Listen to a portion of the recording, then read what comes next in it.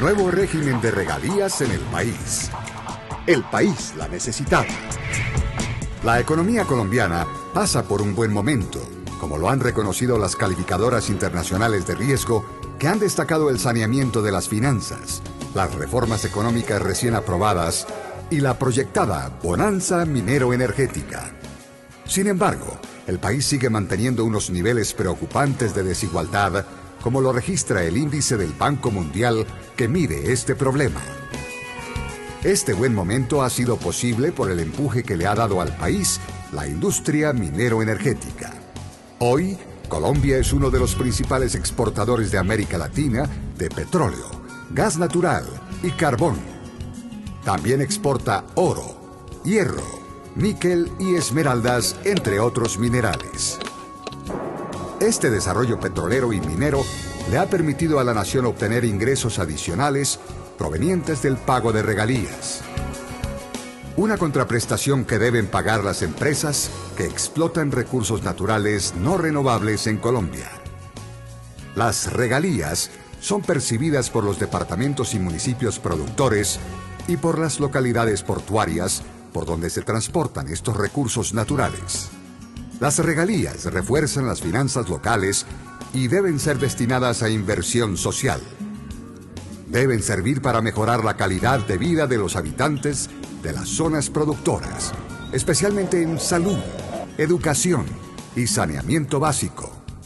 Hasta ahora, 17 departamentos y 60 municipios del país tenían el privilegio de contar con la riqueza de recursos naturales no renovables y, por ende, el privilegio de recibir regalías derivadas de su explotación. En el programa del nuevo gobernante se habla de un fondo de compensación regional y que a partir del 2011 se iniciaría el aumento de recursos para la periferia, en lo que hace un primer componente de ese fondo hasta alcanzar la meta de 0.32% del PIB para el año 2014. Llegó la hora de que los bienes naturales que nos fueron otorgados con tanta abundancia y que los colombianos hemos multiplicado con ingenio y sabiduría no sean el privilegio de unos pocos, sino que estén al alcance de muchas manos. De eso se trata la prosperidad democrática. Por ello reitero hoy, ante la estatua vigilante de nuestro libertador, que a los pobres no los vamos a defraudar, a los pobres no les fallaremos.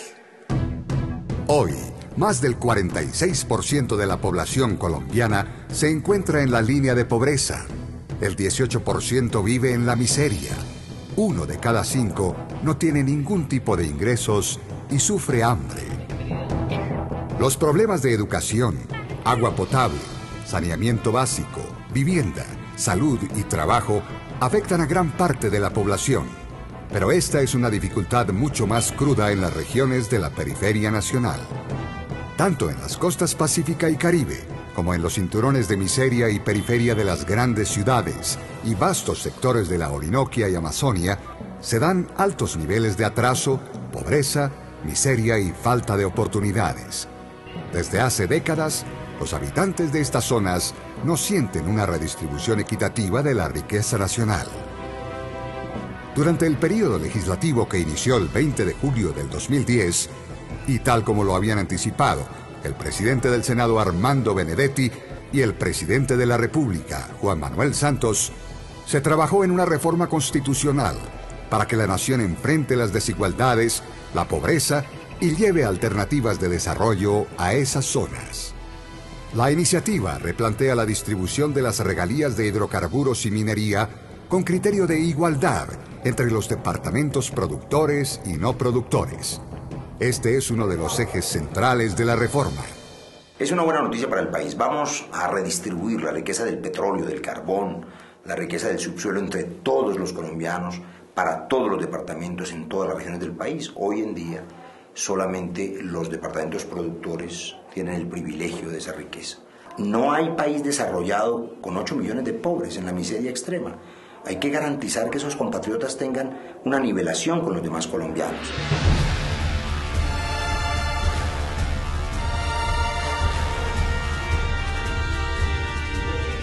Aunque el espíritu de la reforma a la distribución de las regalías siempre ha sido el de utilizar equitativamente los dineros generados por la explotación de los recursos naturales no renovables para la eliminación de la pobreza en el país y el desarrollo de la ciencia y tecnología, también ha pesado en esa decisión la mala orientación, administración, despilfarro y desperdicio que en algunas regiones, épocas y administraciones se ha dado a esos recursos. La verdad es que los productores realmente no van a perder recursos. Lo que van a perder es el manejo directo para girar de la chequera toda la plata del petróleo. Algunos lo invirtieron bien, pero muchos lo invirtieron mal, en piscinas con olas, en elefantes blancos, en obras desperdiciadas. No todo en el manejo de las regalías ha sido desacertado.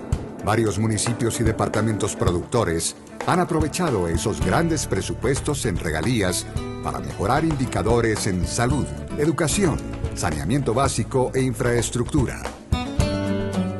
Es el caso del municipio de Puerto Gaitán, en el Meta, lugar en donde se extrae buena parte del petróleo que hoy produce Colombia y que gracias a los recursos de regalías tiene una buena infraestructura educativa.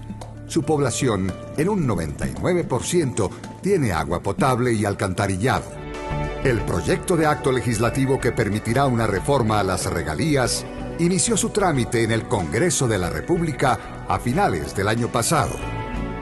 El Senado de la República fue decisivo en la mejoría del proyecto que presentó inicialmente el gobierno. El papel de cada uno de los integrantes de la Comisión Primera del Senado fue de invaluable ayuda para enriquecer la iniciativa.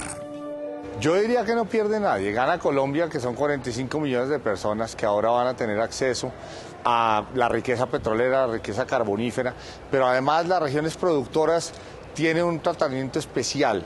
Tienen regalías directas, tienen la posibilidad de desarrollar sus regiones y gana todo el país. De manera que yo no definiría como gana y pierde, sino como gana-gana.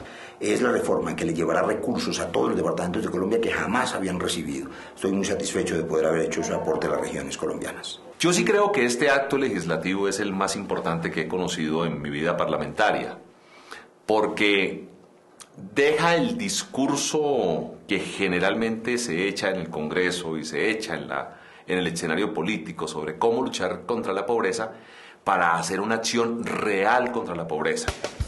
Como en todo organismo deliberativo y democrático, surgieron al interior del Congreso voceros de los intereses regionales de las zonas productoras que hicieron serios reparos al proyecto original, por cuanto les disminuiría en forma considerable los recursos directos que reciben hoy sus regiones. Por supuesto, el proyecto tiene bondades, ciencia y tecnología, el ahorro macroeconómico. Pero las obras de competitividad y las obras del plan de desarrollo que hoy no tienen ninguna posibilidad de financiación se van a hacer a través de la plata de las regiones productoras. Eso se va a ver a mediano plazo porque las regalías son parte de un derecho y compensación a unos efectos que causa esa explotación. Fue injusto el tratamiento con las regiones productoras. En la costa Caribe celebran no solo la aprobación de la reforma, pues la inclusión del Fondo de Compensación Regional fue una de las propuestas que nacieron del Centro de Estudios del Observatorio del Caribe Colombiano. De revisar las experiencias internacionales en los países que tienen grandes desniveles entre unas regiones más desarrolladas y unas menos desarrolladas. Y la constante en esos países es que han creado fondos de compensación. Y el país más parecido a nosotros en esa materia en cuanto a la problemática de desigualdad entre las regiones que ha avanzado en un fondo de compensación es el Brasil. Brasil creó un fondo de compensación para el desarrollo del Nordeste, que es su zona menos desarrollada, y lo incorporó en su constitución. El nuevo sistema general de regalías se basó en los principios de ahorro hacia el futuro, equidad social y regional, competitividad regional y buen gobierno con estos ingresos. Y se establecen además 4 fondos.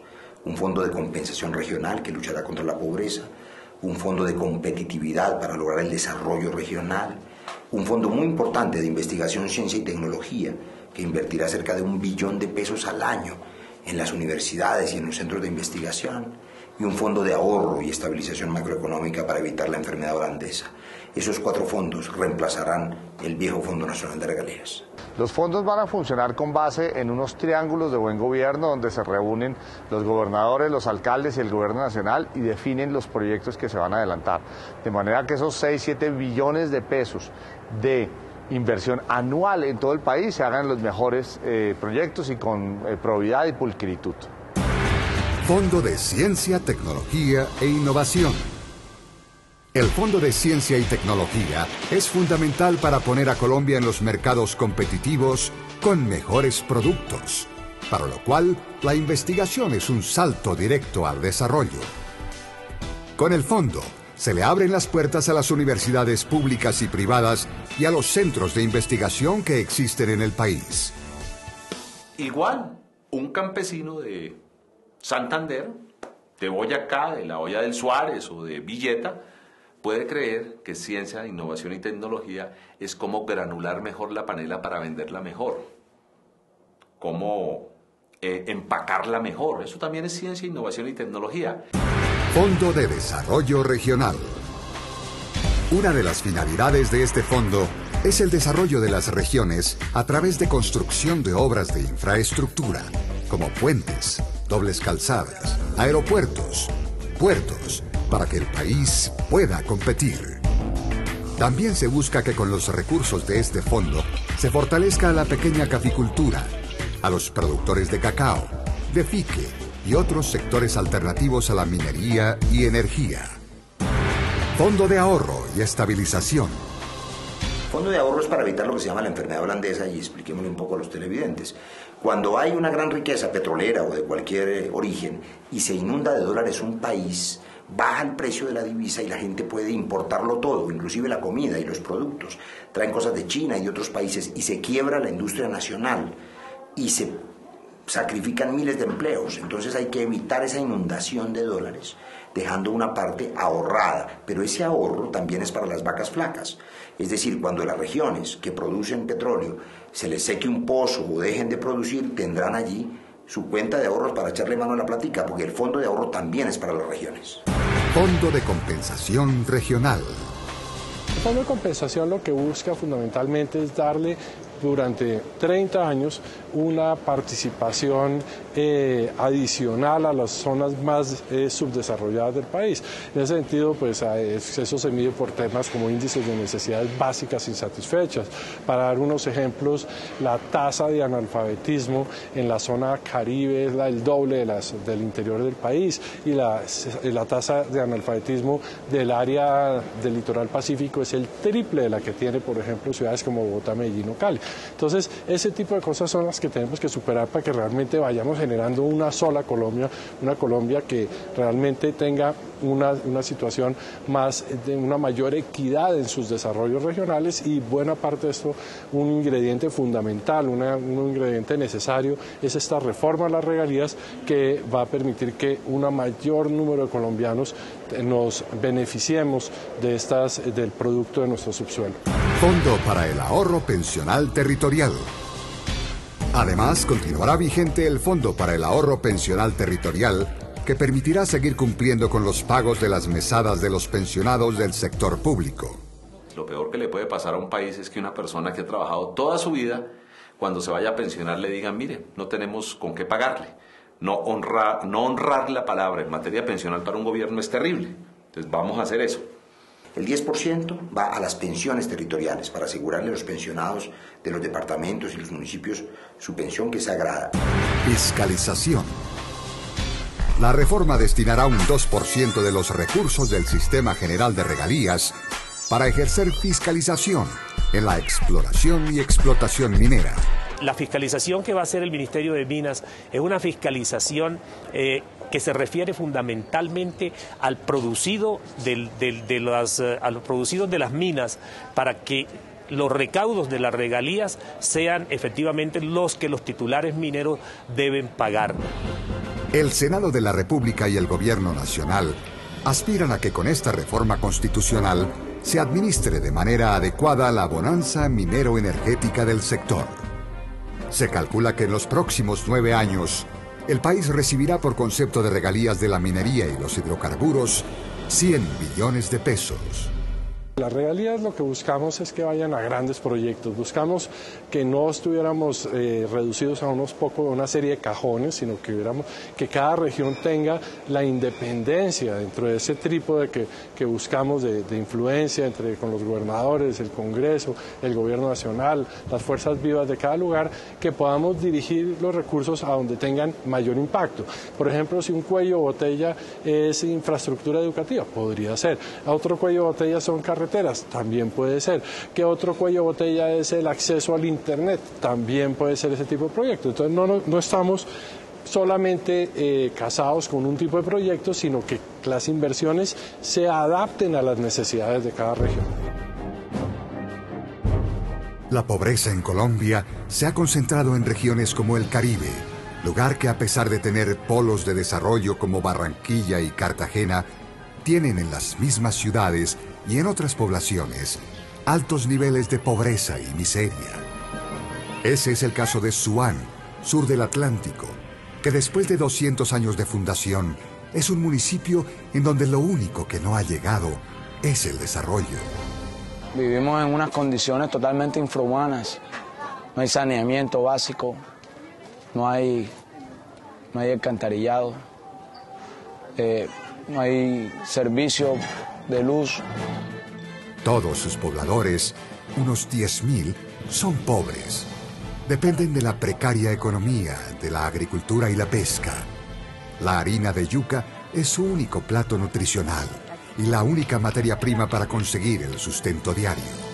El marido mío no trabaja, yo hago los bollos, él me los sale a vender. Entonces con eso medio comimos a veces, porque no se puede decir a veces que uno se come todas 3 comidas, no, que cuando ahí se puede comerse todas 3 comidas. Cuando no se puede, los pelados se conforman con lo que yo les doy. Este pueblo de 42 kilómetros cuadrados de extensión, con incipientes servicios públicos, de aguas negras rebosando por sus calles y niños descalzos, es uno de los tantos municipios de la costa Caribe en donde la educación, la vivienda y el empleo son prácticamente inexistentes. Si hubiera empleo, yo creo que no hubiera tantas necesidades como las hay en estos momentos en el pueblo. A tan solo 20 minutos de Suán se encuentra Santa Lucía, municipio que limita con el sur de Bolívar, y en donde la falta de oportunidades laborales y el desastre de la inundación producida por la ruptura del canal del dique tienen a su gente en condiciones de miseria. Al otro extremo del país, en el occidente, está el departamento del Cauca, que a pesar de su riqueza ambiental, también padece niveles preocupantes de pobreza. La gente muchas veces se ve desplazada a hacer otras clases de trabajos por no tener un sustento para su familia. Hay gente que se va para Cali, las madres de familia, a trabajar en casas de familia, dejando a sus hijos al cuidado del esposo. Entonces es una descomposición familiar bastante dura. Los campesinos caucanos viven en condiciones de miseria. Las vías de acceso son precarias. El café, que por años ha sido el principal empleador de la zona, hoy sufre de nuevo con la roya, que ha dejado centenares de familias sin sustento. Nosotros necesitamos vías, o sea, la parte fundamental del desarrollo del turismo es las vías y la seguridad. Si nosotros tenemos una vía en perfecto estado, podemos promocionar toda esta belleza que ustedes ven al fondo, el embalse La Salvajina, nuestro sector agropecuario, nuestras fincas cafeteras, donde las hay porque la roya ha azotado mucho a la región, pero eso se puede ir mejorando siempre y cuando el gobierno nos dé una mirada. En los últimos 15 años, el país ha generado regalías cercanas a los 42,2 billones de pesos. De esa suma, 33,3 billones son directas, es decir, que se entregan directamente a los departamentos productores. El resto ha sido destinado a municipios productores y portuarios. Hoy, solo 17 departamentos y 60 municipios perciben el 95% de las regalías. Esta concentración se deriva del criterio de asignación de las regalías ligado a la producción, Tan solo Meta, Casanare, Huila y Arauca recibieron el 56% de las regalías por explotación de hidrocarburos en los últimos 15 años. El producto de las regalías en la actualidad solo llega al 17% de la población colombiana. Con la aprobación de la reforma constitucional y la creación del Sistema General de Regalías, hay un nuevo marco estatal que debe conducir a atacar la desigualdad en aquellos municipios y departamentos que hoy no perciben estos recursos. Gracias a Dios, el Senado ha tenido a bien tener en cuenta estos pueblos que no somos productores de regalías, productores mineros. Y si ellos quieren reivindicar a estos pueblos, le damos gracias a Dios y a ellos para que esos recursos lleguen acá y empiecen por generar empleo en estos pueblos deprimidos de la nación. La verdad sí es un agradecimiento inmenso de parte de las comunidades que vamos a ser beneficiadas y esperamos que el manejo que se le den a estos recursos sean con transparencia, con equidad, que se tengan en cuenta los proyectos de los sectores agropecuarios. El presidente de la República, Juan Manuel Santos, reconoció que con esta reforma constitucional se cumple con el viejo anhelo de repartir con equidad y justicia los recursos provenientes de la explotación de la naturaleza, del suelo y del subsuelo. Y no cabe duda de que las leyes y las iniciativas fundamentales que se han aprobado van a generar, en términos generales, un gran avance social en este país. Es el caso, por ejemplo, de otra gran reforma que aprobaron en el Congreso, que es la reforma a las regalías, que nos va a permitir simple y llanamente hacer de Colombia un país más justo, un país más equitativo, pues se van a repartir con criterios de equidad regional, con criterios de equidad social, con criterios de equidad generacional, alrededor de 100 billones de pesos que vamos a recibir por regalías en la próxima década. Yo diría que el Senado fue crucial. Primero mejoró el proyecto, como siempre pasa con los parlamentarios. Le hicieron un análisis y unos aportes muy positivos. Yo coincido con lo que se dice en el Senado. Este es el proyecto fiscal más importante en varias décadas. De manera que agradecimiento a los ponentes, a la mesa directiva y a toda la plenaria del Senado. El rol que ha jugado el Congreso de la República en la aprobación de la reforma al sistema de regalías ha sido trascendental, ha sido fundamental. Sin el apoyo del Congreso, pero además sin los aportes fecundos y constructivos que le hicieron los congresistas, no solo en las comisiones, sino en las plenarias de la Cámara, no habría salido una reforma de las regalías como ha salido, que creo que ha sido un proyecto que le va a servir mucho al país. Los gobernadores que los colombianos van a elegir a octubre tendrán recursos que ningún gobernador antes tiene. Departamentos como el Valle recibirán cerca de 600.000 millones de pesos, Cauca, Nariño, el eje cafetero, Bogotá. Por primera vez muchas regiones del país tienen la posibilidad de hacer las cosas que van a generar su propio desarrollo integrado a todo el país. Si eso no lo hace un departamento, si eso lo hacen 32 departamentos, superamos la barrera de la pobreza en nuestro país. Por eso es que me gusta tanto este acto legislativo. El Senado le cumplió a los colombianos. Colombia tiene un nuevo sistema general de regalías.